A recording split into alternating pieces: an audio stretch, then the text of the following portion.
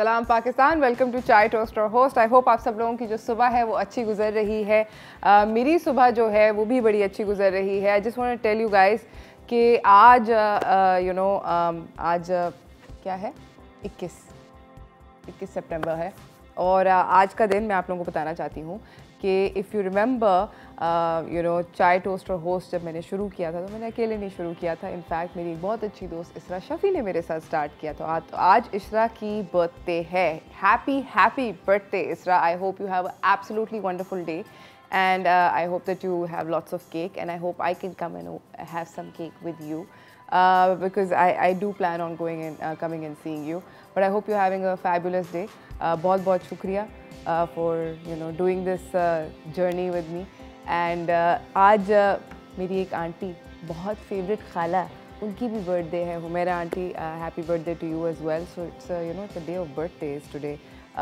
Anyways, ये था आज इसकी बात, बर्थडेज एंड एक्सेट्रा। मगर आज हम बात कर रहे हैं मेंटल हेल्थ के बारे में ना। That's something that I think बहुत सारे लोग जो हैं उसके साथ स्ट्रगल करते हैं। हम बात करते हैं, हम सोचते हैं कि अपनी मेंटल हेल्थ को किस तरह बूस्ट करें, किस तरह पॉजिटिव रहें। बिकॉज कभी कभी होता है कि आपको समझ नहीं आता कि आप क्यों सैड हैं या क्यों डिप्रेस्ड हैं, और अगर आप हैं तो आप उसमें से बाहर कैसे क्लाइम करें। तो दैट्स अ स्ट्रगल दैट अक्सर हो जाता है और एक बहुत नॉर्मल फिनोमेना है। ऐसी इसके अंदर कोई बड़ी बात नहीं है। मगर हम लोग बात करेंगे एक डॉक्टर के साथ और उनसे जानेंगे कि हम क्या क्या कर सकते हैं। फ़िलहाल मेरे पास ज़बरदस्त किस्म की ख़बरें हैं आज की, तो मैं आपको वो बताना चाहती हूँ। चलते हैं आज की टॉप स्टोरीज़ की तरफ।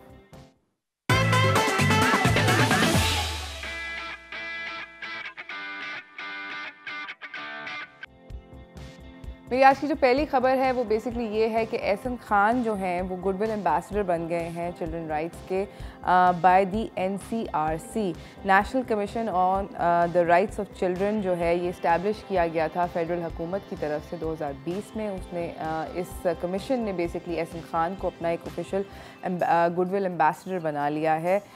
ये एहसन खान ने अपने सोशल मीडिया के ऊपर ख़बर शेयर करी थी।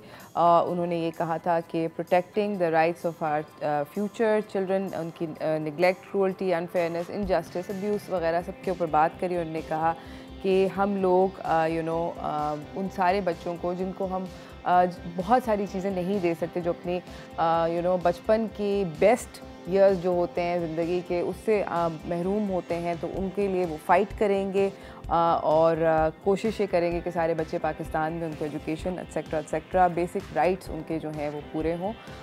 तो उन्होंने बहुत सारा कुछ लिखा और बहुत सारे सेलिब्रिटीज़ ने एहसन खान को कंग्रेचुलेट भी किया, जिसके अंदर हिरामानी हैं, एक्टर एजाज़ असलम हैं। उन्होंने इनकी इंस्टाग्राम पोस्ट के ऊपर कमेंट किया, इनको कंग्रेचुलेट किया और कहा कि बहुत अच्छा काम है जो ये करने जा रहे हैं।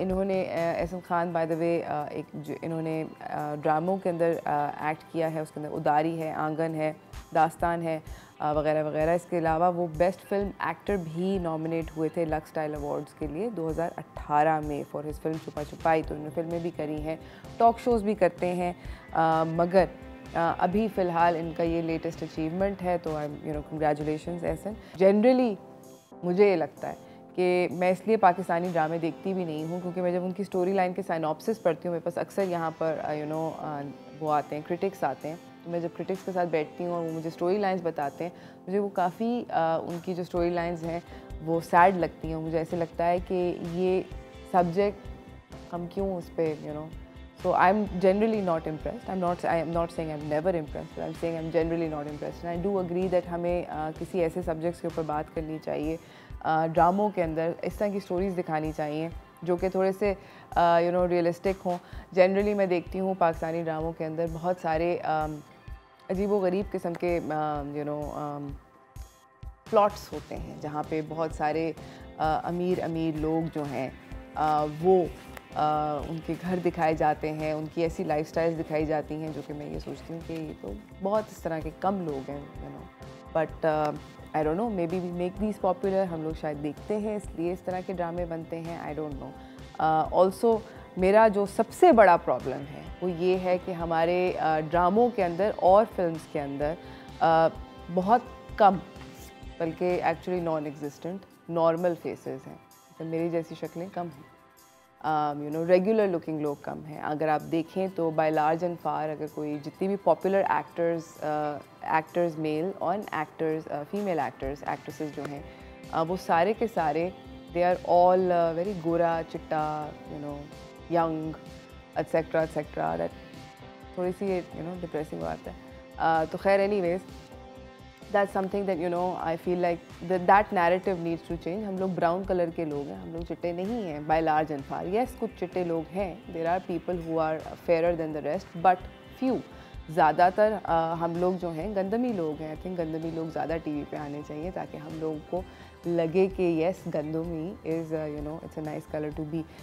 मेंटल हेल्थ के बारे में नाज़रीन आज बात हो रही है। हमारे पास एक डॉक्टर आएंगे, उनसे हम बात करेंगे कि किस तरह इसको लेकर चलना है। मैं आप लोगों को भी बताती चलूँ कि मूसलाधार बारिश हो रही है इस वक्त नॉर्थ ऑफ पाकिस्तान में, पिंडी, इस्लामाबाद, मरी, इन इलाकों के अंदर एक मानसून का सिस्टम जो है वो आ गया है और तब बारिश हो रही है। ज़बरदस्त किस्म का मौसम बन गया है। आज सुबह कराची के अंदर भी 4 कतरे गिरे थे। मैं काफ़ी एक्साइटेड होकर इस तरह करके घर से निकली थी, पता चला कि जब तक हम लोग रोड पर आए तब तक बारिश फिजल आउट। तो बट सुना है कि थर्सडे से कराची में भी बारिश होगी। लेट्स सी कि क्या होता है। मेरा दिल टूट गया है हमारे महकमा मौसमियात से क्योंकि हर दफ़ा जब वो पेशन गोई करते हैं तो होती तो है नहीं। तो पता नहीं, लेट्स होप कि कि अगर जुमेरात को बारिश है तो वो बहुत ख़तरनाक ना हो, हमारा शहर डूबे ना, कोई जानी नुकसान ना, मगर हमें मज़ा आए, पकौड़े खाने का मज़ा है बेसिकली। तो ये है। इसके अलावा मैं आप लोगों से बहुत सारी और भी बातें करना चाहती हूँ। काफ़ी इंटरेस्टिंग सब्जेक्ट्स हैं, मगर आज जो सबसे ज़्यादा ज़रूरी बात है आप लोगों को बतानी वो ये है कि पोलियो की बहुत सारी मुहिमें जो हैं वो शुरू हो गई हैं। अगर पोलियो के कतरे पिलाने वाले आपके घर पर दस्तखत देते हैं तो प्लीज़ अपने बच्चों को ज़रूर पोलियो के कतरे पिलाएं, बहुत ज़्यादा ज़रूरी है। हम लोग जा रहे हैं एक छोटी सी ब्रेक की तरफ। ब्रेक से वापस आएंगे, आपको अपने अगले मेहमानों से मिलाएंगे, थोड़ी सी और गपशप मारेंगे, तो कहीं ना जाइएगा, देखते रहिए चाय टोस्टर हाउस।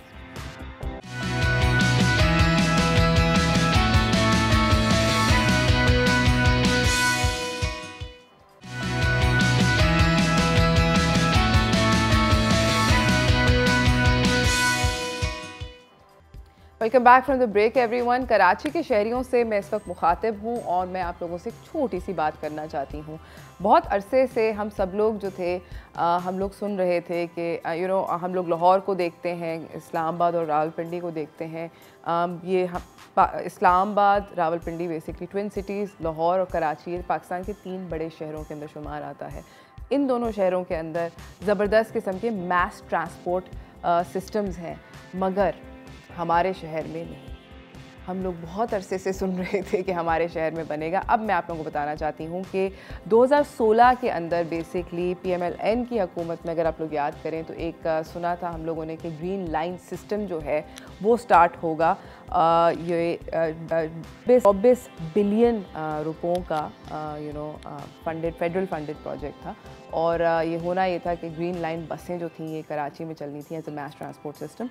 ये फिर इसके ऊपर हॉल्ट पड़ गया। हम सुनते रहे कि बनेगा और कहानी ये थी कि बहुत सारी रोड्स खुद गई, उसकी वजह से हम लोग तंग हुए वगैरह वगैरह। मगर अब 40 बसें जो हैं वो चाइना से पहुंच चुकी हैं कराची और 40 और आ रही हैं। Minister for planning and development Asad Umar ने संडे को बोला है कि इंशाल्लाह हम अक्टूबर तक देखेंगे कि इसको हम स्टार्ट कर लेंगे और इस वक्त 44 किलोमीटर्स ऑफ रोड्स बनाएंगे और बहुत सारी और भी चीज़ें होंगी। हमारे साथ लाइन पर इस वक्त मौजूद हैं हलीम आदिल शेख जो कि लीडर अपोजिशन सिंध हैं, सेंट्रल वाइस प्रेसिडेंट हैं PTI के। इनसे बात करते हैं इसी प्रोजेक्ट के बारे में। अस्सलाम वालेकुम सर, कैसे हैं आप? जी वालेकुम अस्सलाम, अल्हम्दुलिल्लाह। सर आप हमें इस ये जो मैस ट्रांजिट प्रोजेक्ट है इसके बारे में कुछ और बताएंगे? जी मैं समझता हूँ कि एक तो ये जो BRT कराची की हमारी ग्रीन लाइन है जी, ये एक तोहफा है वज़ीर-ए-आज़म इमरान खान का कि जो कि मतलब नजर आ चुका है, पहुँच चुका है। और फर्दर ये है कि तकरीबन 20 किलोमीटर का ये ट्रैक था, 20.5 किलोमीटर का जी, जो कि 99% कंप्लीट हो चुका है, फिनिशिंग रह गई है, बहुत अच्छा। फाइनल टाइमिंग कहीं से कोई किसी ने कुछ चोरी कर लिया, कुछ तोड़ दिया, कुछ वो रह गया है। स्टेशन इसके बन चुके हैं, लेकिन वहाँ भी जैसे मैंने बताया कि आखिरी फिनिशिंग जब भी घर भी बनता है, कोई भी चीज़ होती है, आखिर में खिड़की दरवाज़ा कोई रह गया, कुछ हुआ तो वो रह गया, लेकिन स्टेशन कंप्लीट। इसका जो सिस्टम है वो तमाम लाइन्स के लिए कनेक्ट करेगा उसको, वो हमने वो लगा चुके हैं उसके अंदर। उसके अलावा जो इसका सिक्योरिटी सिस्टम है उसका कॉन्ट्रैक्ट दे दिया गया है। ऑपरेटर्स जो जाइवो है, जो ऑपरेशन की जिम्मेदारी उनको दी गई है, उससे कॉन्ट्रैक्ट हो चुका है। उन्होंने अपने ड्राइवर की ट्रेनिंग स्टार्ट कर दी है। 42 बसेज आ चुकी हैं, वो 40 चल रहा है, लेकिन 84 बसेज आनी है। बचिया जो है वो पोर्ट पर जा रही हैं चाइना के, तो इंशाल्लाह नेक्स्ट मंथ तक जो है अक्टूबर के आई थिंक 2nd और 3rd week, end of October, उसके अंदर ये फिनिशिंग करने के बाद अल्हम्दुलिल्लाह तमाम चीज़ें इसकी मुकम्मल हो चुकी हैं। Track almost complete, station completed, system completed, और जो फाइनल आखिरी में होता है, क्योंकि जो जब बसें आनी थी उसके बाद अगर इसको हम फाइनल टचिंग पहले भी देते तो फिर यही होता कोई कुछ होता। हमारा माशाल्लाह माशरा तो आप देखिए इसके अंदर ये अलमिया भी है कि कुछ लोग ऐसे जरूर है कि जो ख्याल नहीं करते कि ये प्रोजेक्ट क्या है कैसा नहीं है, और जो पुलिस का काम है कि जो नशेड़ियों को रोकना, हीरोइनियों को रोकना, चोरों को रोकना, पकड़ना, इन चीज़ों की हिफाजत करना, वो भी नहीं कर सकते। अब ये कि ये इसका जो सिक्योरिटी सिस्टम जब गार्ड खड़े हो जाएंगे आके, फिर ये तमाम चीज़ें जो इसमें थोड़ी बहुत कमी बेची के रह गई है उनको भी लगा दिया जाएगा। और अल्हम्दुलिल्लाह मैं समझता हूँ कि 3 साल में जी सर भरपूर तरीके से ट्रैक बना और बसेस भी आती हैं इंशाल्लाह। सर आप मुझे बता सकते हैं, क्योंकि मुझे ये पता है कि 22 स्टेशन जो हैं वो तामीर हो रहे हैं और ये नॉर्थ कराची से मेयर वेदर टावर तक होगा, तो अगर ये पूरा का पूरा इसका फासला तय करें तो अभी तक तय हुआ है कि कितने का टिकट होगा फी पैसेंजर? इसको फाइनल होना है, लेकिन ये चिंची और ये जो छकड़ा बस सर्विस है, हम जिससे सफर कर रहे होते हैं बगैर दरवाजे, बगैर खिड़की, बगैर सीटों की, उससे ज्यादा नहीं होगा इंशाल्लाह। इसको मैनेज कर रहे हैं कि बेहतरीन एयर कंडीशन सफर लोगों को मिले, लेकिन अफोर्डेबल हो। ये ना हो कि आम लोग इसमें ना बैठ सकें। ये इन्हीं के लिए आ रही है बस, जो बेचारे चिंची में सफर करते हैं, पुरानी बसेस में सफर करते हैं, उन्हीं के लिए है। और अफोर्डेबल होगा, अच्छा सफर होगा, इज्जत से बैठ सकेंगे। उसके अंदर हर किस्म की फैसिलिटी मौजूद है। बस के अंदर मोबाइल चार्जिंग है, एयर कंडीशन है, माजूरों के लिए उसमें अलग जगह है, व्हील चेयर की जगह है। ये तो सोचा भी नहीं था। इस शहर कराची ने जो शहर पूरे मुल्क का 67% रेवेन्यू जनरेट करता है, जो सूबे का 90% रेवेन्यू जनरेट करता है, इस शहर के बासियों ने नहीं सोचा था कि इस किस्म की चीज भी मिल सकती है। क्योंकि 13 साल में पीपल्स पार्टी ने एक बस का इजाफा नहीं किया। बस ऐलानात, ऑरेंज लाइन होगी, रेड लाइन होगी, येलो लाइन होगी, पीपल्स बस सर्विस होगी, बेनजीर भुट्टो बस सर्विस होगी, ऐसा होगा वैसा होगा, ऐलानात ऐलानात ऐलानात, कोई एक बस 13 साल में नहीं लाए। और 1161 अरब 1.1 ट्रिलियन रुपीज इनके बजट आया इनके पास ट्रांसपोर्ट में। 1161 अरब 13 साल में आने के बावजूद एक बस नहीं मिली। तो अल्हम्दुलिल्लाह काम शुरू हुआ है, बहुत ज्यादा गुंजाइश है। कराची को 22,000 बसेस चाहिए, 22,000 बसेस चाहिए, लेकिन हम कहते हैं स्टार्ट तो हुआ। इसके बाद इंशाल्लाह हम KCR को इसी महीने में, अगले महीने के शुरू में KCR के संगे बुनियाद भी रखने जा रहे हैं। KCR अच्छी ट्रेन, वो भी शहर को मिलनी चाहिए। उसके बाद BRT जब वो जो है फ्रेट टर्मिनल से क्या होगा कि शहर का वो ट्रैफिक का फ्लो कम हो जाएगा। मतलब बहुत सारे मंसूबे जो जिनका ऐलान किया गया था अल्हम्दुलिल्लाह ग्राउंड पे नजर आ रहे हैं। और जो काम पिछले पीपल्स पार्टी तो आपको पता है। जी सर, मैं आपसे ये पूछना चाहती हूँ कि एक बस के अंदर कितने पैसेंजर्स ट्रैवल कर सकते हैं? आपने बिल्कुल अभी ये जिक्र किया कि इसके अंदर डिसेबल्ड लोगों की भी फैसिलिटी है वगैरह वगैरह। एक एट अ टाइम एक बस की क्या कैपेसिटी है? 40 तो सीटें हैं इसमें और 110 लोग खड़े हो सकते हैं।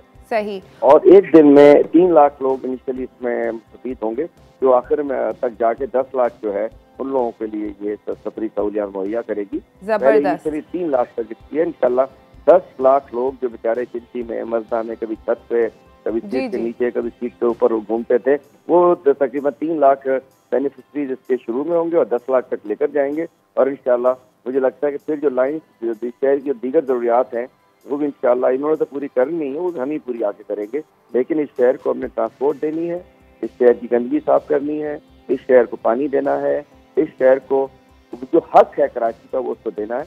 और इंशाल्लाह हम जरूर दिलाएंगे। वज़ीर आज़म इमरान खान का मैं कहता हूँ शुक्रिया इमरान खान, आज उनकी वजह से अल्हम्दुलिल्लाह कराची वालों को भी कोई ख्वाब से शर्मिंदा ताबीर हुआ, क्योंकि इससे पहले तो दावे थे प्रोविंशियल। आपको पता है 18वीं तरमीम के बाद ये प्रोविंशियल सब्जेक्ट है, हमारा सब्जेक्ट नहीं है वफाक का। प्रोविंशियल सब्जेक्ट होने के बावजूद प्रोविंस ने कुछ नहीं किया, और वो भी किया तो हमने किया। नहीं sir, thank you so much for coming. आपका बहुत बहुत शुक्रिया आने का और ये खुशखबरी देने का। हम सब लोगों को कराची वाले, माई सेल्फ इंक्लूडेड, बहुत ज़्यादा खुश हैं ये सुन के। आई एम श्योर कि इससे ज़िंदगी के अंदर एक पॉजिटिविटी आएगी। आई थिंक मैस ट्रांसपोर्ट जो होता है वो बहुत ज़्यादा फ़र्क लाता है in how we go about life, how we see things. तो आई थिंक कि ये पहली लाइन है। इसके बाद ये इन्होंने जिक्र किया कि कराची सर्कुलर रेलवे भी स्टार्ट होगा इंशाल्लाह, एंड मे बी और लाइंस भी ऐड होंगी ताकि बाकी का शहर के जो हिस्से हैं, कराची एक बहुत बड़ा शहर है, वो भी इंटरकनेक्ट हो जाए एक अच्छे तरीके से। I hope all of that happens very very soon.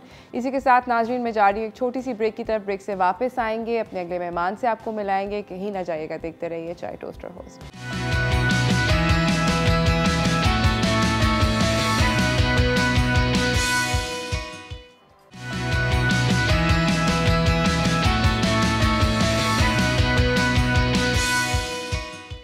Welcome back from the break everyone. हम लोग बात कर रहे हैं अपने अगले मेहमान से। मैंने भी थोड़ी पिछले पार्ट के अंदर बात करी थी, जिक्र किया था कि पंजाब के अंदर बेसिकली पोलियो के कतरात पिलाने की मुहिम जो है वो जारी हो चुकी है। इसी के ऊपर मैं बात करना चाहती हूँ अपने अगले मेहमान से। तो चलते हैं हेल्थ एंड फिटनेस की तरफ।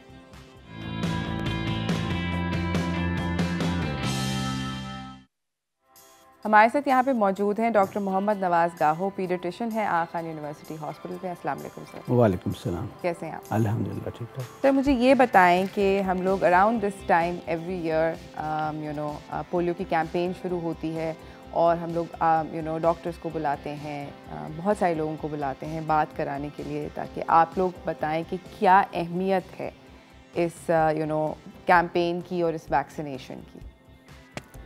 बिस्मिल्लाहिर्रहमानिर्रहीम। पहली बात तो आपका बहुत बहुत शुक्रिया कि हम डॉक्टरों को आप मौका देते हैं मीडिया पे आने का, क्योंकि किसी भी चीज़ को हाईलाइट करने के लिए उसके एडवांटेज डिसएडवांटेज के लिए जो मीडिया है, चाहे वो प्रिंट मीडिया हो, मल्टीमीडिया हो, सोशल मीडिया, बहुत इंपॉर्टेंट रोल अदा करता है। और इस वक्त हमारे पास जो सबसे बड़े पाकिस्तान में इशू हैं वो हेल्थ और एजुकेशन के हैं। अगर ये दो स्ट्रांग है तो फिर हमारा पाकिस्तान भी स्ट्रांग है। तो हेल्थ के इशू के लिए ज़रा डॉक्टर्स अवेलेबल हैं और उसके लिए आप लोगों की एक रहनुमाई चाहिए, हमें अपॉर्चुनिटी चाहिए मीडिया पे आने के लिए, जिसमें हम अपना मैसेज जो है पेरेंट्स तक या आवाम तक पहुंचा सकें। तो उस हवाले से जो है पोलियो की कंप्लेंट मैंने आपसे 1 साल पहले जो प्रोग्राम किया था, आपको याद होगा। बिल्कुल। तो मैंने आपसे कहा था कि हम बहुत मुश्किल उस साल 2020 की बात कर रहा हूँ जी, आपको याद हो 83 केसेस हमारे पास आए थे। बिल्कुल। तो मैंने कहा कि पहले 22 थे, फिर उसके बाद 29 हो गए, लेकिन 83 केस देखे हम परेशान हो गए थे। मैंने आपसे कहा था कि हम 26 ईयर्स से जंग लड़ रहे हैं पोलियो के ख़िलाफ़, लेकिन अभी तक हम अपना गोल अचीवमेंट नहीं कर सके हैं।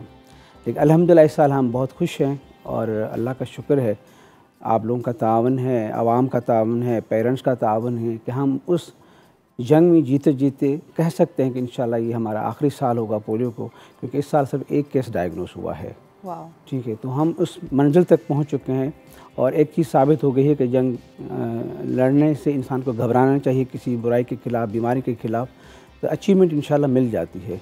तो उसमें हमारा जो बार बार जो पोलियो की कैंपेन लगा रहे थे, उसमें आपकी तरफ से बहुत सारा पेरेंट्स को गाइड किया जा रहा था, लेकिन हम घर घर तक गए हैं, हमारी टीमें गई हैं, मदरसों तक गए हैं, हमारे उलमा इकराम के जो कुछ मिसकंसेप्ट उनको हमने क्लियर किया है। तो सब मिलजुल के इतना हम इम्पेक्ट पड़ा है कि आज हम समझो कि मंजिल के किनारे पे खड़े हुए हैं कि हमारे पास सिर्फ 1 केस मिला है, वो भी इन्वायरमेंटल इन्फेक्शन की वजह से कहीं से फैला है बलूचिस्तान में। इंशाल्लाह 22 जो है हम एक्सपेक्ट कर रहे हैं कि पोलियो फ्री पाकिस्तान हो। I hope so sir. मुझे ये बताएं कि पिछले साल भी हमने ये बात करी थी, बट रिपीट करना चाहूँगी मैं ये बात कि जब आप कहते हैं कि हमें 83 केसेस मिले, 26 केसेस मिले, 22 केसेस मिले, तो हर एक केस के पीछे कितने बच्चे एक्चुअली इन्फेक्टेड होते हैं? देखिए, ये तो इलाके पे डिपेंड करता है कि एक कम्युनिटी है जो पूरी कम्युनिटी वैक्सीनेशन करवाने से अवॉइड करती है जी। हमारे बहुत सारे इलाके पाकिस्तान में ऐसे हैं जिसमें वैक्सीनेशन पोलियो के साथ साथ बाकी वैक्सीनेशन रिफ्यूज़ल मिलता है जी। तो एक फैमिली अगर रिफ्यूज़ करती है तो बाकी पूरा जो गांव होता है या इलाका होता है वो पूरा का रिफ्यूज़ कर लेता है। लेकिन जो वेल सेटल्ड लोग हैं, एजुकेटेड लोग हैं, शहरी आबादी है, तो वहाँ पे हमें कम केसेस मिले, जिसकी वजह से के पेरेंट्स को अवेयरनेस थी। उन्होंने जब पता चला कि हमारे पड़ोस में बच्चों को पोलियो पिलाया गया तो बाकी पड़ोस वालों ने पिला दिया। लेकिन जो इस तरह के इलाके हैं, इवन कराची में भी हैं, बाकी मुल्क में भी होंगे, जहाँ पे ऐसी कम्युनिटीज़ थी जिन्होंने बिल्कुल रिफ्यूज़ किया, तो कम्युनिटी बेसिस पे हुआ, कुछ जो है जो हमारे फॉल्स मिथ्स थे जो उनके बेस पे भी हुआ। तो ऐसे एक जो पोलियो के केसेस जो बढ़े वो इसलिए बढ़े कि कुछ इस तरह के कंसेप्ट्स आ गए थे, जिसकी वजह से फिर ये जो कोरोना का इंसिडेंट हुआ उसकी वजह से घरों से लोगों ने निकलना बंद कर दिया, बच्चों को अस्पताल तक लाना जो अवॉइड किया, तो उस वजह से भी ये केसेस बढ़ गए थे और सेटबैक इसलिए आया। बिल्कुल। इसी के साथ नाजरीन छोटी सी ब्रेक पे जा रहे हैं, इस गुफ्तगू को जारी रखेंगे, आपको अपने अगले मेहमान से भी मिलाएंगे, तो कहीं ना जाइएगा, देखते रहिए चाय टोस्ट।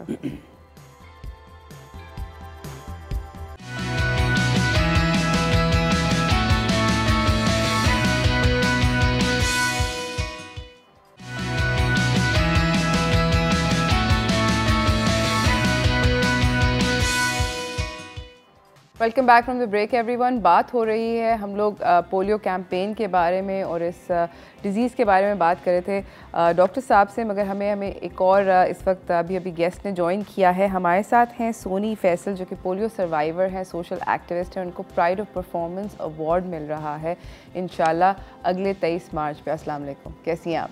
मैं ठीक हूँ। सोनी, मुझे पहले ये बताएं कि आपको पोलियो हुआ और आपने उसको सरवाइव किया, आप अपनी स्टोरी बताएं कि हाउ डिड इट हैपन, क्या हुआ? मैं 9 माह की चलती थी, फिर जब 11 माह की हुई तो पैर में पोलियो हो गया और पेरेंट्स बहुत ज़्यादा परेशान हुए। हमारी जो दादी थी वो हॉस्पिटल नहीं जाने देती थी बच्चों को, मदर को घर में ही होते थे बच्चे, और टीके वैक्सीनेशन ये सब चीज़ें नहीं होती थी फैमिली में। ओके, कोई बच्चा नहीं, कोई बच्चा बाहर नहीं जाता था, ना मदर जाती थी। तो वो बस जब मुझे हुआ पोलियो तब उन्हें इस चीज़ एहसास हुआ कि भाई ये ऐसा हो जाता है कि भाई, वरना ये होता था भाई इतने बच्चे हैं, कभी कुछ नहीं होता, कुछ नहीं होता, यही हो रहा। जैसे पुराने लोग सोचते थे कि भाई घर के टोटकों से ही सब हो जाता है, पर जब पोलियो हुआ तो बिल्कुल एक पैर बिल्कुल काम ही नहीं करता था, चला नहीं जाता था, क्योंकि छोटी थी, पहले चलती थी, फिर उसके बाद ये हुआ कि चलना बिल्कुल बंद हो गया। फिर वो और मेरे अब्बू जो थे वो हॉस्पिटल में, हकीम के पास, सब जगह लेके गए। उनका भाई वैक्सीनेशन नहीं हुई है, डॉक्टर्स ने कहा, और पोलियो के ड्रॉप्स भी हैं, इस वजह से इनको पोलियो हुआ है। वाह। डॉक्टर मोहम्मद साहब, इनकी स्टोरी से मैं आपसे पूछना चाहती हूँ कि इम्पोर्टेंस क्या है दिन की, ये मतलब we have Soni here who has survived this and but it's इतना ऑब्वियस है कि कितना ये ज़िंदगी को इम्पैक्ट कर सकता है। आपका क्या ख्याल है? नहीं, बहुत अच्छी बात आपने पूछी है। वैक्सीनेशन की इतनी बड़ी इम्पोर्टेंस है, जैसे सीट बेल्ट की इम्पोर्टेंस होती है, हेलमेट की इम्पोर्टेंस होती है। हम बच्चों के सेफ्टी के लिए जो है वो चाइल्ड डोर लॉक लगा देते हैं, या घर का कोई गटर खुला हुआ है तो उसके ऊपर ढक्कन डाल देते हैं कि हमारा बच्चा गिर न जाए। इस तरह से प्रिवेंशन मेयर्स लेते हैं हर तरह से बच्चे को बचाने के लिए। और इलेक्ट्रिकल जो सॉकेट्स होते हैं उनको सेफ्टी के तौर यूज़ करते हैं, just to save our child. बिल्कुल। जब हम इतनी प्रिकॉशंस लेते हैं तो फिर सबसे ज़्यादा जो ख़तरनाक चीज़ें जो है, बीमारियां हैं, उससे प्रिकॉशंस क्या करें। और बहुत सारी बीमारियां ऐसे हैं जो हमारे हाथ में नहीं है कंट्रोल करने के, सवाए वैक्सीनेशन के। और वैक्सीनेशन कराने का सिर्फ एक फ़ायदा नहीं होता कि बच्चे को हम उस बीमारी से बचा लेते हैं, लेकिन मैं छोटी 4 या 5 चीज़ें आपको बता देता हूँ कि वैक्सीनेशन का सबसे पहली जो इम्पैक्ट वो ये है कि it save the life of the child, ज़िंदगी बचाने वाली एक चीज़ है। क्योंकि अल्लाह न करे किसी को ट्यूबरकुलोसिस हो जाए, किसी को खसरा हो जाए, किसी को टाइफाइड हो जाए, या मेनिंजाइटिस, गर्दन तोड़ बुखार जिसको कहते हैं, तो इस तरह की बीमारियां हैं जो जानलेवा बीमारियां हैं, और तो वो बच्चों की सेफ्टी के लिए उसकी वैक्सीनेशन अवेलेबल है जो इस बीमारी से बच्चों को बचा सकती है।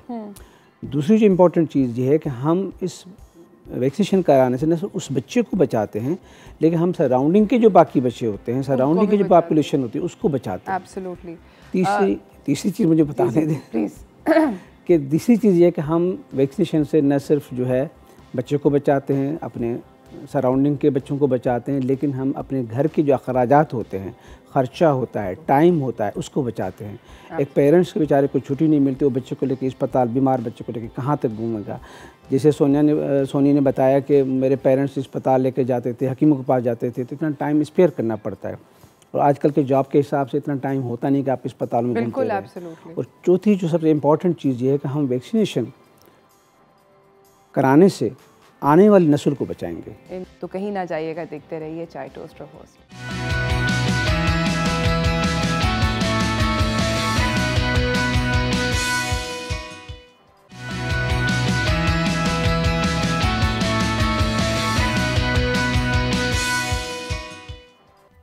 Welcome back from the break. ये सोनी की कहानी थी। सोनी हमारे साथ यहाँ पे मौजूद है, हमारे साथ उनके साथ डॉक्टर मोहम्मद नवाज़ गाहो भी मौजूद हैं।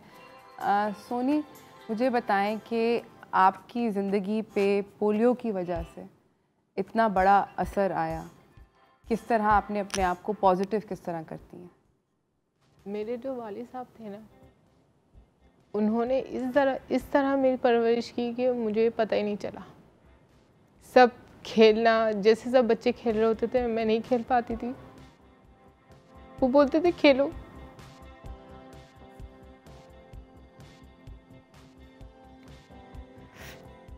मदद करते थे बहुत ज़्यादा। वो खुद मेरी बहुत हेल्प करते थे। बहन भाइयों को इस तरह उन्होंने वो किया हुआ था कि मुझे पता ही नहीं चलता था, नहीं चल रही या चला नहीं जा रहा है तो वहाँ मेरी बहन मेरे साथ होती थी, भाई होता था, अब्बू होते थे। आपको आपकी फैमिली सपोर्ट करती? बहुत सपोर्ट करती। फिर स्कूल जाती थी तो उनकी गोद में जाती थी, काफ़ी बड़ी हो गई थी तो उनके साथ ही जाती थी। जिससे बच्चे अपने बहन भाइयों के साथ चले जाते हैं, ऐसे नहीं जा सकती थी। आहिस्ता आहिस्ता इलाज करवाते रहे। कभी ऐसा नहीं हुआ कि मैं बग़ैर इलाज के बैठी हूँ, यानी जो उन्हें पता चलता था ना वो करवाते थे मेरे साथ। कभी एक्यूपंक्चर का इलाज करवा रहे हैं, कभी फिजियोथेरेपी हो रही है, कभी किसी ने हकीम बताया वहाँ जा रहे हैं। बस इतनी कि वो जब बड़ी हो गई तो शादी नहीं कर रहे थे। सब जो बड़े थे उन्होंने कहा भाई अब शादी की उम्र हो रही है, आप शादी कर दो जल्दी है। उन्होंने कहा नहीं, जब तक ये सही से चलने नहीं लगेगी ना मैं इसकी शादी नहीं करूँगा। तो हमारे पोलियो में मैंने फिर उस वक्त काम शुरू कर दिया था। 99 की बात है। पता चला कि भाई पोलियो डोर टू डोर होता है, तो मैंने कहा भाई मैं भी करूँगी। तो जब पहली दफ़ा मैं गई वहाँ पर तो उन लोगों ने बोला ये तो चल नहीं पाती, ये कैसे काम करेगी। मैंने कहा भाई मैं कर लूँगी। उस वक्त मैं जैसे हाथ रख के, अक्सर देखा होगा आपने पोलियो के बच्चे चलते हैं, इस तरह चलती थी। तो मैंने कहा डॉक्टर साहब मैं कर लूँगी और मुझे ये करना है। और जब आपको कोई पेरेंट्स आपको मिलते हैं जो रिफ्यूज़ करते हैं तो आपको कैसा लगता है? मैं उनको बताती हूँ ना कि भाई आप मना तो कर रही हैं, खुदा ना खास्ता अगर आपके बच्चे को पोलियो हो गया तो आप उसके ज़िम्मेदार होंगे और आप नहीं झेलेंगे वो सब कुछ जो आपको बच्चा झेलेगा। देखें मेरी दादी, मेरे अब्बू, वो तो सब चले गए, मैं तो आज तक वही हूँ ना। और आपकी ज़िंदगी पे सबसे बड़ा फ़र्क आपकी ज़िंदगी पे है। आपके मना करने से आपका बच्चा आता है। इस सब मुश्किलात में आपका बच्चा आ रहा होता है, आप नहीं कर रहे होते। आप तो मना करके छोड़ देते हैं गवर्नमेंट पे या किसी भी चीज़ पे, भाई हमारी गवर्नमेंट अच्छी नहीं है तो हमारे डॉक्टर ने मना, आप कोई भी रीज़न दे के आप मना कर देते हैं। हमारे ख़ानदान में ऐसा नहीं होता। हाँ, ख़ानदान में नहीं होता, या भाई हम खुद ही देख लेंगे, मगर अक्सर बोलते हैं लोग। पर उसका क्या होता है, खुदा न खास्ता अगर बच्चे को कुछ हो जाता है फिर तो आप सर पकड़ के बैठते हैं और बच्चा डिसेबल हो जाता है। बिल्कुल वो तो नहीं चल पाएगा ना, और चलेगा भी तो वो नॉर्मल जो बच्चे चल रहे होते हैं वैसे तो पूरी ज़िंदगी नहीं चल सकता, भले आप कितना इलाज करा लें, कुछ भी कर लें। यही बात मैं डॉक्टर साहब आपसे पूछना चाहती हूँ कि अगर एक दफ़ा एक बच्चे को पोलियो हो जाता है तो फिर उसका क्या इलाज होता है? कोई पॉसिबिलिटी है ठीक होने की? बिकॉज इस तरह भी सोनी बता रही हैं? देखें, डिपेंड करता है कि मुख्तलिफ़ किस्म के पोलियो के वायरस के इफ़ेक्ट होते हैं। कुछ सिम्प्टोमेटिक होते हैं, कुछ एसिम्प्टोमेटिक होते हैं, कुछ पैरालिटिक होते हैं, कुछ नॉन पैरालिटिक होते हैं। डिपेंड करता है तो कितना अर्ली डायग्नोस कर लेते हो आप। अर्ली डायग्नोस कर लेते हो और उसका अभी पूरे जिस्म के मुख्तलिफ हिस्सों पे इसका असर शुरू होता है। मसल से शुरू होता है, आहिस्ते आहिस्ते उसका जो है बोनी पेन शुरू हो जाता है, उसके बाद फिर थ्रोट इन्फेक्शन शुरू हो जाता है, आखिर में जाकर ये गर्दन वगैरह ब्रेन को इन्वॉल्व करता है, जिसकी वजह से हम कहते हैं मेनिंजाइटिस हो जाती है, गर्दन तो बुखार पोलियो से भी हो जाता है। तो वो आखिरी स्टेज होती है जिसमें अक्सर बच्चे जो है वो फोत हो जाते हैं। लेकिन अर्ली अगर हम डायग्नोस कर लें और वो इनिशियल स्टेज में है तो फिर हमारे पास फिजियोथेरापी है, कुछ मेडिसिन भी हैं, सपोर्टिव मेडिसिन जिसको हम कह सकते हैं वो भी हैं, और प्लस ये है कि हम उसको फिजियोथेरापी के थ्रू प्रिवेंट कर सकते हैं और ट्रीटमेंट अवेलेबल है। लेकिन अर्ली डायग्नोस, अर्ली अनसेट, जैसे आजकल हमारे पास एक्यूट फ्लैसिड पैरालिसिस का एक फॉर्म बना हुआ है कि आप कोई भी बच्चा जिसमें सिर्फ वीकनेस होती है, आप समझते हैं कि उसमें चलने में थोड़ा सा फ़र्क आ गया है या उसके लोअर लिम्ब के जो पावर है उसमें कुछ प्रॉब्लम आ रहा है, तो आप अर्ली डॉक्टर तक पहुँचे, क्योंकि सिर्फ पोलियो की वजह से लोअर लिम्ब पैरालाइज नहीं होते। बहुत सारी जीबी सिंड्रोम हैं, कुछ और चीज़ें हैं जिसकी वजह से ये प्रॉब्लम हो सकता है, जिसके लिए डायग्नोस करना पड़ता है। ब्लड लेबॉर्ट्री है, स्टूल से टेस्ट करते हैं, हड्डी के जो पानी होता है बेक का, उससे CSF जिसको कहते हैं उससे टेस्ट करते हैं। खुदा न खासा मेनिंजाइटिस है तो वो वहाँ से डायग्नोस हो जाता है। तो आपको डिफ्रेंशिएट करना पड़ता है कि ये जो वीकनेस हो रही है ये पोलियो की वजह से है या कोई और रीज़न हो सकता है। एब्सोल्युटली, मगर बेसिकली मैं ये मतलब आपने अच्छा बताया कि इट्स डिफ़िकल्ट। मुझे इस बात से ये समझ आई कि बहुत मुश्किल होता है एक दफ़ा अगर पोलियो हो जाए बच्चे को तो उसका इलाज मुश्किल है, बहुत मुश्किल है, क्योंकि इरिवर्सिबल डैमेज हो जाता है। अगर खुदा न खासा एक्यूट पैरालिसिस हो गया और वो ब्रेन को इन्वॉल्व कर गया या मसल्स को इन्वॉल्व कर गया है, जनरलाइज वीकनेस हो गई है, तो फिर उसको कहते हैं इरिवर्सिबल डैमेज। फिर आप भले बाद में पोलियो पिलाएं, कुछ भी करें, उसका बेनिफिट नहीं होता इतना। सही। लेकिन अर्ली अगर प्रिवेंशन जो कर रहे हैं वो सबसे बेस्ट ये है कि आप अर्ली, खुदा न खासा कोई भी वीकनेस होती है तो आप जो पीडियाट्रिशियन हैं या उनके जो फॉर्म गवर्नमेंट की तरफ से बने हुए हैं, मुख्तलिफ दीवारों पे उसके नंबर्स लिखे हुए हैं, हॉस्पिटल्स में नंबर लिखे हुए हैं, अर्ली तो आप उनको इन्फॉर्म करें। वो खुद घर आके आपके बच्चे को देखेंगे, खुद आके देखते हैं, वहाँ से उसके स्टूल का सैंपल लेते हैं, इस्लामाबाद भेजते हैं, वहाँ से डायग्नोस होकर केस आ जाता है कि either this is the polio और नॉट। Yes, absolutely. मैं आपसे सोनी बात करना चाहती हूँ, आप इतना अच्छा काम करती हैं, आप यू नो इस बीमारी के बावजूद, इस सारी मुश्किलात जो हैं, इन सब के बावजूद आप you know door to door इतना सारा काम करती हैं। आपको प्राइड ऑफ परफॉर्मेंस अवार्ड मिला है। बिल्कुल। कैसा लगा जब आपको पता चला? बहुत अच्छा। हाँ, बहुत अच्छा लगा, और सबका थैंक्स भी है कि भाई उन लोगों ने मुझे इस काबिल समझा कि भाई मैं ये अवार्ड लूँ, और शायद अल्लाह ताला को देना था क्योंकि मैं जब उन्होंने मुझे बोला तो मैंने कहा कि नहीं, मुझे नहीं चाहिए, क्योंकि ये मैं इस अवार्ड के लिए नहीं कर रही थी। ऑफ कोर्स, हाँ बिल्कुल, क्योंकि जो मैंने मुश्किलात उठाई हैं ना, ये मैं उसके लिए कर रही हूँ कि कोई और बच्चा ना उठाए। बिल्कुल, बस। तो ये अगर मुझे नहीं भी मिले तो कोई मसला नहीं है। नहीं, मगर हम बहुत खुश हैं कि आपको ये अवार्ड मिल रहा है, बिकॉज़ आप इसको डिज़र्व करती हैं। आप मुझे ये बताएं कि आप अगर माँ बाप से कुछ कहना चाहें, कुछ मैसेज देना चाहें उनको कि उनके बच्चे वो सब सफ़र ना करें जो आपने सफ़र किया, क्या होगा? यही कहूँगी कि वैक्सीनेशन बच्चों को कराएं, पोलियो के ड्रॉप्स पिलाएं, इससे कुछ नहीं होता। सालों से मैं खुद कर रही हूँ, डोर टू डोर जाती हूँ, सालों से गुलशन टाउन में ही हूँ। मुझे नहीं पता कि, मुझे नहीं लगता बल्कि ये कहें कि आज तक कोई पोलियो के ड्रॉप्स की वजह से बच्चा मरा हो या उससे कुछ हुआ हो, कभी भी नहीं। सालों से 99 से आप सोच लें अभी क्या अरसा हो गया। बिल्कुल, तकरीबन 20 साल हो गए। 20 साल हो गए ना। अब उस 20 साल के अरसे में मैंने तो नहीं देखा कि किसी इंजेक्शन से या हमारे जो टीके वगैरह लगते हैं उससे किसी बच्चे को कुछ हुआ हो, या वैक्सीन ये पोलियो ड्रॉप से OPV से कुछ हुआ हो, कभी भी नहीं हुआ। और सही थे तभी तो एक केस पे आए ना हम लोग। बिल्कुल। अब 99 का सोचें जब क्या केस चल रहे थे 97 में सोचे, 2014 में सोचे कितने केसेस थे, और आज एक पे हम खड़े हैं इंशाल्लाह, और ये ख़त्म हो जाएगा, बिल्कुल ख़त्म हो जाएगा। Absolutely.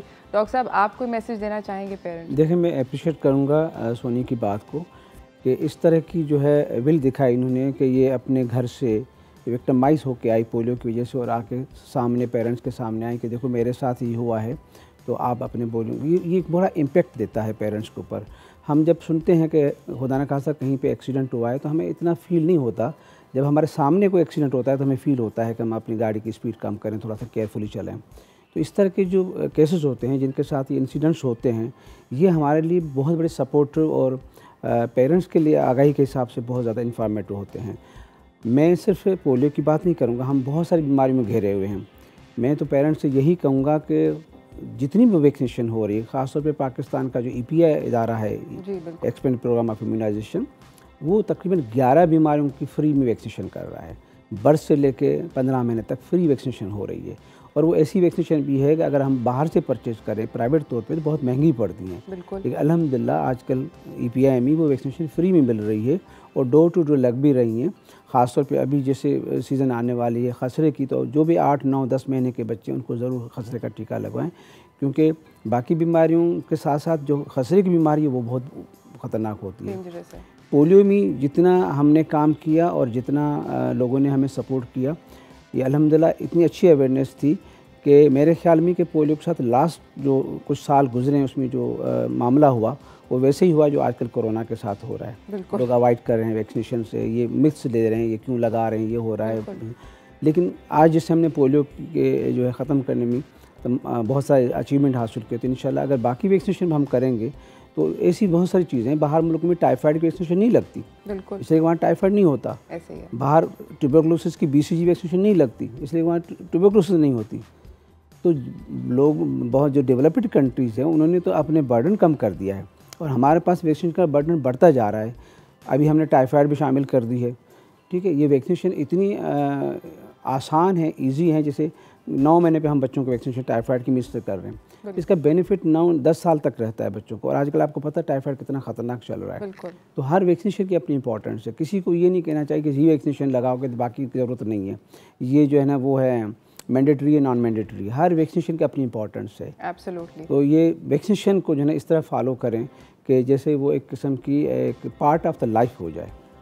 Thank you so much, आप दोनों का आने का बहुत बहुत शुक्रिया और ये मैसेज देने का। मेरी भी रिक्वेस्ट सब पेरेंट्स से यही है और सब एडल्ट से यही है कि इस वक्त जो वैक्सीन्स लग रही हैं हुकूमत की तरफ से बच्चों के लिए स्पेशली, वो भी लगवाएं। और जो एडल्ट्स हैं उन सब लोगों का हम लोग कोरोना की वैक्सीन के बारे में बात करते हैं, प्लीज़ प्लीज़ प्लीज़ अपने आप को वैक्सीनेट करें ताकि हम लोग अपनी मामूलियात ज़िंदगी की तरफ, नॉर्मल लाइफ की तरफ जा सकें। इसी के साथ नाज़रीन, हम लोग एक छोटी सी ब्रेक की तरफ जा रहे हैं। ब्रेक से वापस आएंगे, आपको अपने अगले मेहमान से मिलाएंगे। बात हो रही है मेंटल हेल्थ को बूस्ट करने की, तो कहीं ना जाइएगा, देखते रहिए चाय टोस्ट रोस्ट।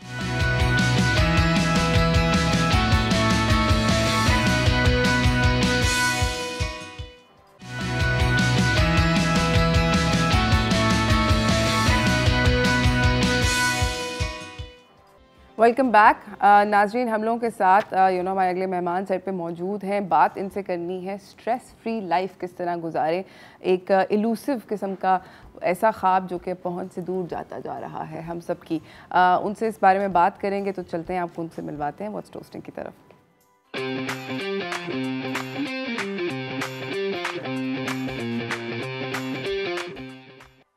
हमारे साथ मौजूद हैं आफ्ताब शाह, क्लिनिकल और फॉरेंसिक साइकोलॉजिस्ट हैं। अस्सलाम वालेकुम, कैसे हैं आप? How are you? I am good, thank you for having me. मैं भी आपको सुना रही थी कि कल रात मुझे ख्वाब आया and I see this house, और मैं हर दफ़ा अपनी नींद के अंदर अल्हम्दुलिल्लाह पढ़ने की कोशिश करती हूँ, क्योंकि मुझे ऐसे लगता है कि अगर मैं वो पढ़ लूँगी दुआ और मैं फूंक दूँगी उस घर की तरफ तो मैं जीत जाऊँगी, और वो जो उसके अंदर गोस्टीज़ हैं और जो भी चुड़ैल वुड़ैल रहती है वो मुझसे दूर हो जाएगी। आपके ख्याल में ये कुछ रिप्रेजेंट करता है? बिल्कुल, स्ट्रेस जो है वो ड्रीम में भी रिप्रेजेंट आ सकता है, उसकी मैनिफेस्टेशन बिल्कुल आ सकती है। हाँ। लेकिन we'll try to understand what stress is. For example, stress आता कहाँ से, ये होता क्यों है, बॉडी का रिस्पॉन्स क्या है, फिजियोलॉजिकल रिस्पॉन्स भी है ये।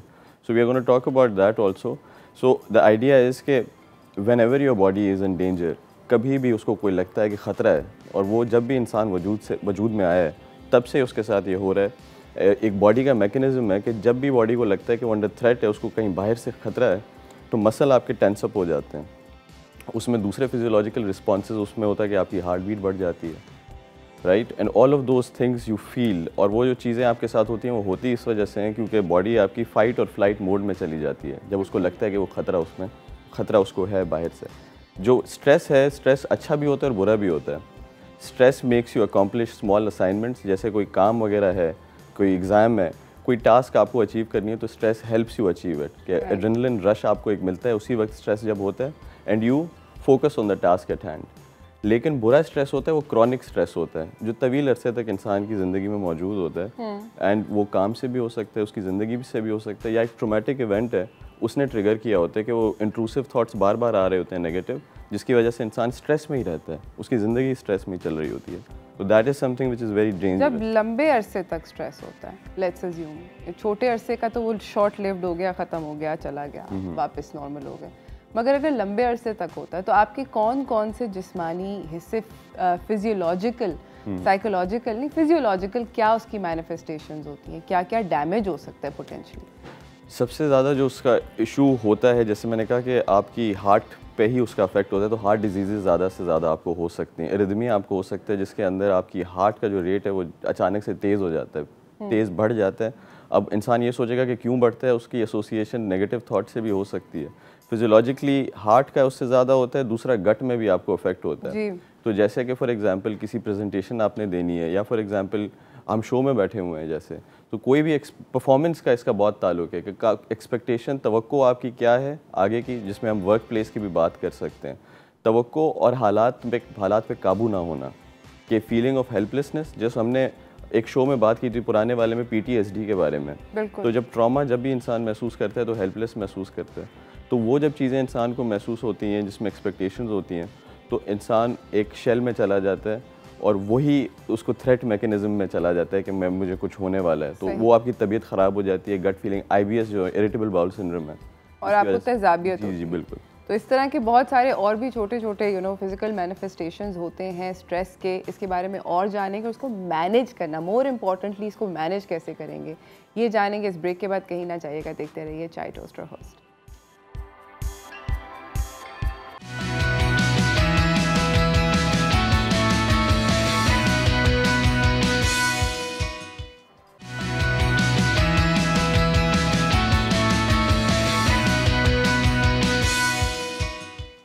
Welcome back from the break everyone. हमारे साथ डॉक्टर आफ्ताब शाह यहाँ पर मौजूद हैं। बात हो रही है स्ट्रेस के बारे में आपसे। आप मुझे बताएं, आपको स्ट्रेस होता है? डेफिनेटली होता है। How do you manage it? I manage it, I know कि स्ट्रेस पहले तो हो किस वजह से रहा है, जो which can help others as well, कि उसके मेरे स्ट्रेसर्स कौन से हैं। Like I have to find out कि मेरी ज़िंदगी में कौन कौन से एरियाज़ हैं जिससे स्ट्रेस आ रहा है मुझे, और उसको काउंटर करने के लिए I do some pleasant activities as well for myself, जो मुझे पसंद है करने के लिए, जिसके अंदर पेंटिंग हो गई, जिसके अंदर दूसरी कोई चीज़ें हो गई जो कि मुझे सुकून देती हैं, और इंडिविजुअल्स के लिए वो डिफरेंट हो सकती हैं, हर किसी के लिए फ़र्क। बिल्कुल फ़र्क। बाकी एक्सरसाइज वगैरह कुछ जेनेरिक चीज़ें हैं वो मैं आपको बताऊंगा विच कैन हेल्प। मुझे बताएं कि हर कोई ये बोलता है कि योगा करें, मेडिटेट करें, इससे आपकी स्ट्रेस लेवल्स डिक्रीज़ होते हैं, क्या ऐसा सच है? बिल्कुल सच है, डेफिनेटली सच है। द आइडिया इज़, जो हम इंट्रूसिव और नेगेटिव थॉट्स की बात कर रहे थे, मेडिटेशन क्या करता है कि आपको अपनी सोच पे काबू करता है, कि आप अपनी सोच को सेंटर करें, फोकस करें and think about nothing else. तो वो चीज़ आपको हेल्प आउट करती है कि जब भी कोई नेगेटिव थॉट आ रहा है जिसकी वजह से स्ट्रेस हो रहा है, वो उसको रोकती है। ओके। और मुझे ये बताएं कि कुछ लोग कहते हैं कि पौधों के साथ गार्डनिंग करें, गार्डनिंग से आपका स्ट्रेस कम होता है, पौधों को देखने से, हरा रंग देखने से कुछ कम होती है स्ट्रेस। मैंने जैसे कहा कि एक्सपेक्टेशन, रिजल्ट्स, परफॉर्मेंस, अगर कि इंसान को उस ऐसी सिचुएशंस में डाल दिया जाए, चाहे जॉब हो, तो उनको बहुत ज़्यादा स्ट्रेस होता है, जिसमें आप डिमांड बहुत ज़्यादा होती है। गार्डनिंग ऐसी चीज़ है जिसमें आपको रिजल्ट पहले से ही पता होता है कि पौधे को पानी देना है, वो बड़ा उसने होना है, उसने नरिश होना है, उसने, तो वो चीज़ें आपको एग्जैक्टली पता होती हैं कि शुरू कहाँ से होना है, एंड कहाँ से होना है, and that kind of familiarity gives us piece, और वो स्ट्रेस एलिविएट होता है। तो it's a very helpful thing. लेकिन और जो एक्सरसाइजेज मैं बताऊँ आपको, जो हम बात करते हैं जब भी कि हमारे सेंसेस बेसिकली जब भी स्ट्रेस होता है तो वो पांचों सेंसेस कहीं और चले जाते हैं उस नेगेटिव फेज़ में। तो जब ये टेक्निक, बहुत ही ग्राउंडिंग टेक्निक्स बोलते हैं कि आप अपने 5 सेंसेस को एंगेज करें मौजूदा टाइम में।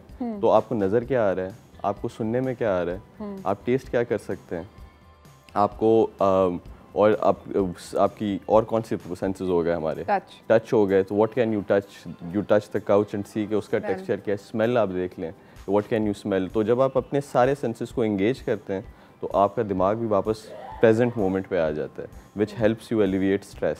तो मतलब एक्सरसाइज के साथ आप ये भी कर सकते हैं। ओके अच्छा, मुझे ये बताएं कि बहुत सारे आजकल स्टडीज़ ये कहते हैं और बहुत सारे खाने लोग कहते हैं कैमोमाइल टी पिएं, रात को आपका स्ट्रेस कम होगा, सुबह इस तरह ये फ़लानी चीज़ खाएं, ये खाएं, ये खाएं। क्या फूड्स एक्चुअली स्ट्रेस बस्टर्स हो सकते हैं? I'll first of all tell you कि अवॉइड कौन कौन से करने खाने, so that kind of gives us a room कि दूसरी चीज़ें भी हम देख सकें। So avoid carbonated drinks, Fiji drinks, caffeine को अवॉइड करें और ऑयली फूड को भी अवॉइड करें। अब लेना क्या है उसके ऑपोजिट, बरक्स उसका फ़िश, उसके अलावा नट्स आप ले सकते हैं। You can have vitamin C, जो सिट्रस फ्रूट आपके जो होते हैं वो आप कर सकते हैं। सो देयर, और अगर के you can Google these things as well, जिसमें आपको एक पूरी लिस्ट मिल जाएगी कौन कौन से खाने जो है आपको। एवोकाडोज जो है they help in alleviating stress. Whole grain bread होती है, दैट कैन हेल्प यू। तो there are lot of food items that can help you. Fibre जो जिसके अंदर कुछ ज़्यादा होता है खानों में, वो आप ज़्यादा खाएं। सही, these things help you a lot.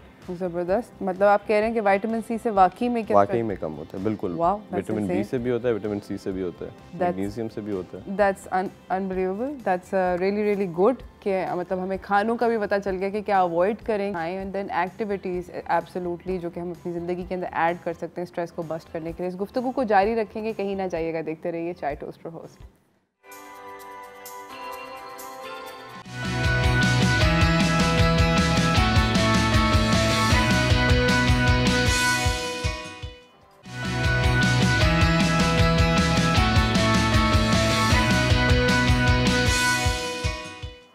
Welcome back everyone. हमारे साथ यहाँ पे डॉक्टर आफ्ताब मौजूद हैं। बात हो रही है स्ट्रेस के बारे में। अभी हम ब्रेक में बात कर रहे थे कि एक ऐसी बीमारी जो कि स्ट्रेस के साथ हैंड इन हैंड जाती है। आपने डायबिटीज़ का और हार्ट डिजीज़ का और गट हेल्थ का तो जिक्र किया, मगर एक और बीमारी है, वो क्या है? ओबेसिटी, मोटापापन हो गया, डिप्रेशन भी उससे ताल्लुक़ उसका है। लेकिन heart disease, obesity, stress eating for example, जो कि इस वजह से ही होती है क्योंकि आपकी ज़िंदगी में स्ट्रेस बहुत ज़्यादा होता है, you feel helpless. As an avoidant coping mechanism आप जो है चले जाते हैं फूड की तरफ, कंफर्ट फूड की तरफ। तो उससे भी आपका मोटापापन जैसे ही बढ़ता है तो आपकी जो हेल्थ है वो डिटेरियोरेट होती है, और जितना ज़्यादा स्ट्रेस बढ़ता जाता है उतना ज़्यादा आप अवॉइड जितना करेंगे उतना ज़्यादा ही प्रॉब्लम बढ़ता जाएगा। Of course. अच्छा, बहुत ज़्यादा आपको क्या लगता है कि सबसे ज़्यादा जो एक स्ट्रेस का ज़रिया बनता है आजकल मॉडर्न लाइफ में लोगों को, वो क्या है? काम, फाइनेंशियल स्ट्रेस सबसे बड़ा स्ट्रेस होता है। इकोनॉमी को अगर कि होलिस्टिकली देखा जाए तो ये जो चीज़ है स्पेशली सबको बहुत ज़्यादा अफेक्ट करती है। और काम जिसके अंदर डिमांड बहुत ज़्यादा है और रिटर्न बहुत कम है, जिसकी वजह से एक मेंटल इलनेस भी आ जाती है जिसको हम एडजस्टमेंट डिसऑर्डर भी कहते हैं, जिसके अंदर कोई ट्रॉमा नहीं होता लेकिन अ पर्सन जस्ट बिकम्स, जिसको हम बर्नआउट कहते हैं बेसिकली कॉर्पोरेट टर्म्स में। जब इंसान बहुत ज़्यादा काम करता है, बहुत ज़्यादा उसकी परफॉर्मेंस हो जाती है, एक पीक हो जाती है, जिसकी वजह से वो बस कर देता है और उससे आगे चीज़ें नहीं होती, जिसमें नेगेटिव थॉट्स भी बहुत ज़्यादा होते हैं। As far as coping mechanisms की अगर हम बात करें, लोगों के कोपिंग मैकेनिज़म्स भी बहुत बुरे होते हैं। फॉर एग्जांपल, उनको स्ट्रेस जहाँ से आ रहा होता है उस स्ट्रेस को डील नहीं करते, अवॉइडेंट मैकेनिज़म्स होते हैं कि वो किसी सब्सटेंस को यूज़ करेंगे, किसी दूसरी चीज़ को इस्तेमाल करेंगे अपने स्ट्रेस को हटाने के लिए या अपनी तवज्जो स्ट्रेस से हटाने के लिए, विच इज़ंट हेल्पफुल एट ऑल। तो एज कोपिंग मैकेनिज़म्स आप देखें कि जब भी आपको स्ट्रेस हो रहा है, क्या आपके हेल्दी कोपिंग मैकेनिज़म्स हैं या बहुत ही नेगेटिव हैं।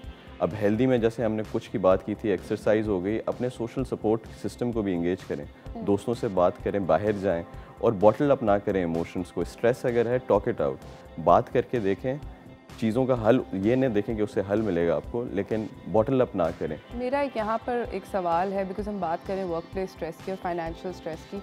हमारे मुल्क में बहुत सारे लोग जो हैं वो सफ़ेद पोश हैं, किसी को दिल नहीं चाहता कि वो दूसरे सामने वाले बंदे को ये बताए कि मेरे पास पैसे नहीं हैं और मैं परेशान हूँ, मैं ये चीज़ कर नहीं सकता, या आई एम एक्चुअली वरीड कि मैं ये फ़लाना बिजली का बिल पे करना है, समथिंग बेसिक। लोग इसके बारे में बात करने से कतराते हैं। तो फिर इस और ये हमारा कल्चरल नॉर्म है सो टू स्पीक, तो इसके बारे में क्या करें? बहुत ज़्यादा मेंटल हेल्थ इनिशिएटिव्स आ गए हैं। तस्कीन फॉर एग्जांपल आपको फ्री टेलीफोनिक काउंसलिंग देता है। वेलनेस काउंसलर्स उनके पास हैं जो कि सर्टिफाइड क्लिनिकल साइकोलॉजिस्ट हैं। आप सिर्फ कॉल करके अपॉइंटमेंट तो लें, ऐसा नहीं कि हेल्प नहीं है।